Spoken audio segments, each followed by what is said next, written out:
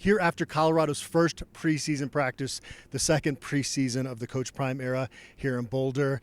We got a chance to talk to Trevor Woods about the defense today, Coach Flea about the running backs group, which we've seen completely remade this offseason, as well as the governor. And it's funny because it was really calm out, and as soon as those guys came over to the media scrum, the wind started picking up. So hopefully people can make out those interviews. The winds of change. Right, if we want to get philosophical there, but yeah, it was a good first day as far as interviews goes, and Camden Nemsey was really good, the governor, and talking about his role and the value in that. But he was also, I think, what was more valuable to me listening to was just him talking about the difference between last year and this year, and he said there's way bigger difference, like in the locker room and just as far as the talent things he sees, like this team is more together than they were even a year ago. And so it was good to hear those things. I think that's what Buff fans want to hear, and that's what this team kind of needs, is coming together more so than last year. And not that it was nobody's fault last year. It was just last year was just a tough situation trying to bring everybody together at once, and so it's just more settled, bringing in new pieces to something that's already settled. So it's good to hear that from Camden. Yeah, I think what I learned last year, and I would imagine a lot of people feel this way, is that you can quickly rebuild your roster through the transfer portal, but you're not going to become a conference contender overnight. That's something that is going to take multiple off seasons. And we heard Shedeur Sanders talk at Media Day about now you know what to look for when we bring guys in, if they have that right mentality. And there was a lot of weeding out that had to be taken place last year. And this year it feels a lot less dramatic in that sense, even though they've brought in, again, substantially upgraded their talent on this roster. Yeah, and I think that it also helps that there's already a bunch of guys that are back. If there's guys that already know this program, they kind of know what day-to-day is going to be like. And so it's not 110 guys that are learning that. It's 60. And the other 50 or whatever can say, hey, this is how it goes, guys. And so I think there's a lot of value in that. Guys, and it's a lot of the core players, right? Shedeur and Shiloh, but Travis and, Hank Zelinskas and Camden Nemsey, Trevor Woods, guys like that. There's a lot of guys that are back from last year. I think it helps in that regard.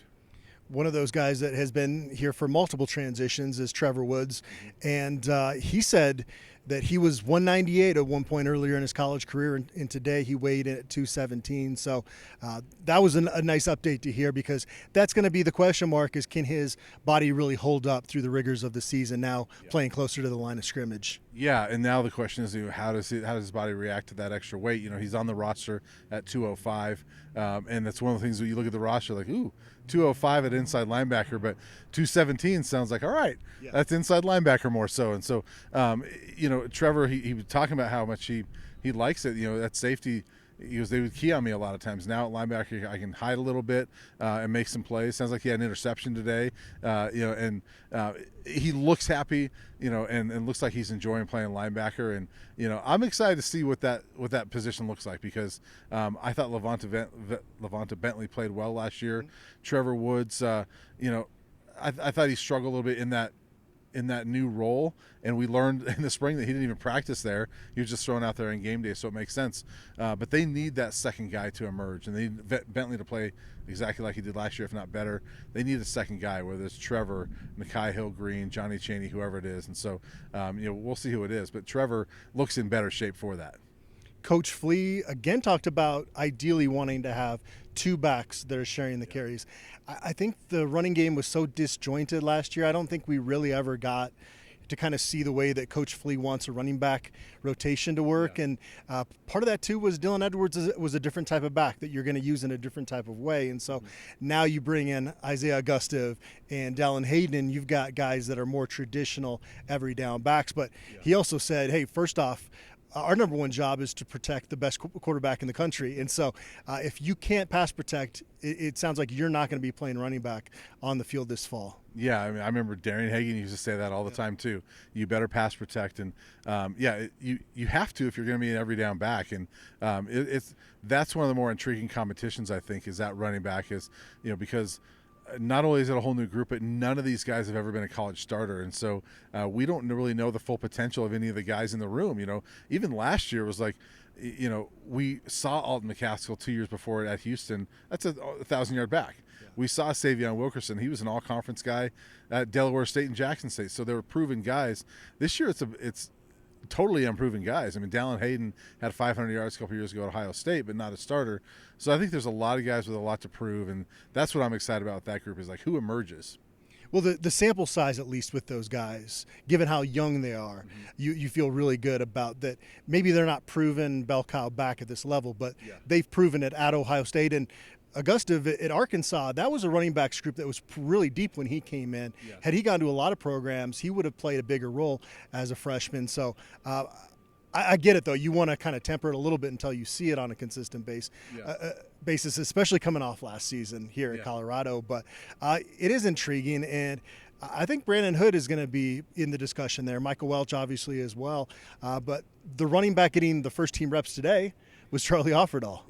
Yeah, and Coach Prime said it in Vegas. Said, hey, somebody's got to beat him out. He's the starter day one, and so and what we know about Charlie is that he's a hard worker and he's going to put forth his best effort every single play, every single day. He had an unfortunate injury last year and he couldn't play, but we know that out of him. And we've seen a little bit of him a couple of years ago. Ran for 150 yards. In that 2022 season, so we can see that he can be productive. And so I think it's wide open. I think that any one of those five guys, I'm not sure I'd be surprised if any one of them winds up being the lead guy. But I'm excited about all of them. Michael Welch, we haven't talked about much. I mean, he had a fantastic spring, and I just think he appears to be just a very, I'm going to keep quiet, I'm going to put my nose down, I'm going to work, and I'm going to run right through you. And so, that's the type of running back I like. I think Coach Prime likes that, and so, we're going to see. I think any one of those five can do it. And it's worth mentioning they do go 1v2s most of the time during their team period. So if Charlie's working with the first team, Dallin Hayden, Augusta, Michael Welch, those guys are getting a lot of quality reps against Colorado's first team defense. So I don't think you're really too worried about kind of how that pecking order shakes out here, especially early on. Lastly, Camden Nemsey, the governor, he said they're just in spiders today, but he notices a big difference just in terms of the competition level, the intensity of practice. It sounded like, I think he said something like it felt like an in-season practice versus their first practice of preseason camp.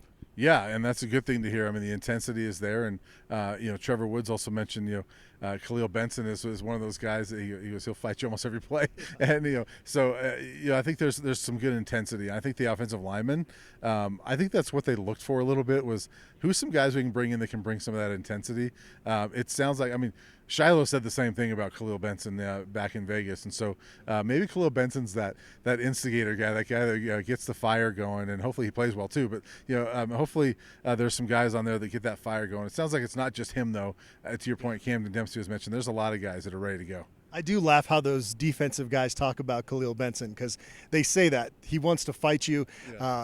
But a good guy, though. That's how they ended. It seems like that's what this program needs. We had it with some guys in the past. Afolabi Laguda never stopped running his mouth. And I felt like, practices got to another level when you had some of those guys that were willing to dole out the trash talk on the practice fields. And we know Shiloh is that, right? And Shiloh does that with everybody. And we've gotten to know his personality a little bit.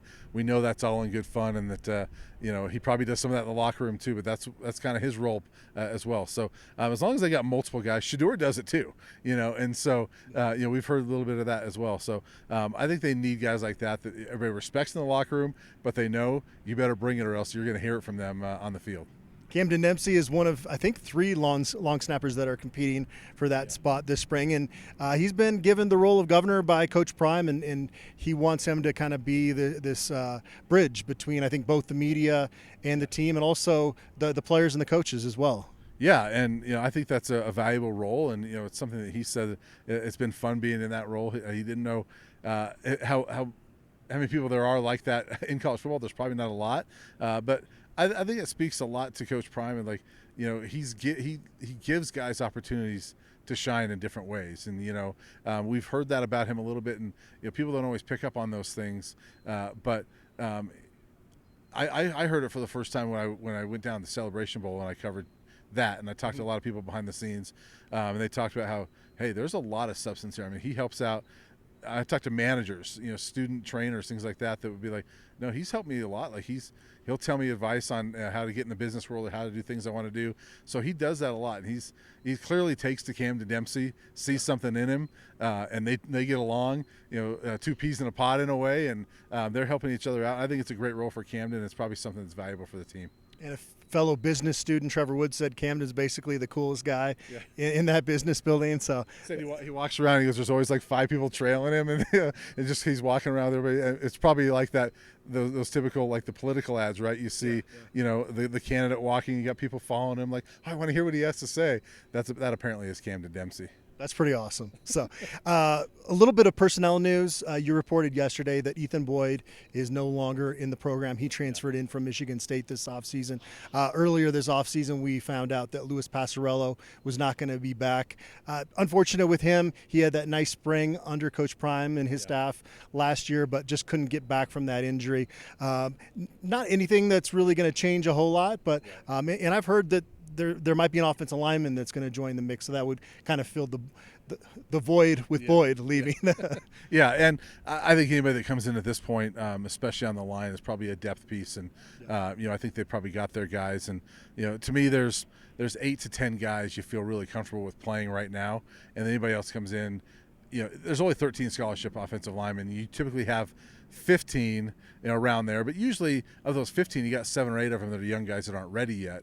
I think they got more play ready guys on the line right now than maybe in a normal season. So if you add another one, I think that just makes you even better. So hopefully they got 8 to 10 deep where you can say, we can roll out 2 lines and feel pretty decent about it. And this is the second year under Coach Prime that they will not get to that 85 scholarship limit. It kind of going along with his NFL mentality. I don't think he wants a ton of guys around here that aren't going to be able to contribute, even if that's just on special teams. I think he doesn't want to just give a scholarship for the sake of giving a scholarship, which is interesting because in a couple of years, that scholarship limit is going to go up to 105 in major college football. So that's down the road. But for this year, as long as you don't have crazy injuries at some positions, then that should work out just fine. There are a couple spots like tight end. Maybe you'd like another body in there. But generally, the depth is so much better in this program now that you kind of don't worry about them not hitting 85. Yeah, and I remember I asked him a question about that last year, and he really kind of jumped on it like, hey, what do I need these guys for? So I'm not going to ask him that this year because I know how he feels. But they are at 77 by my count right now, and if they add this other one, maybe they get to 78. But, also remember it was mid-August last year that they added Juwan Mitchell, and so there's always opportunities that maybe you don't want to look for guys to get kicked off teams, but they have several weeks where if they needed, they could go add a piece if they feel like somebody can help you. All right, they're going to practice again tomorrow, and then we'll be back with more analysis after their third practice on Wednesday.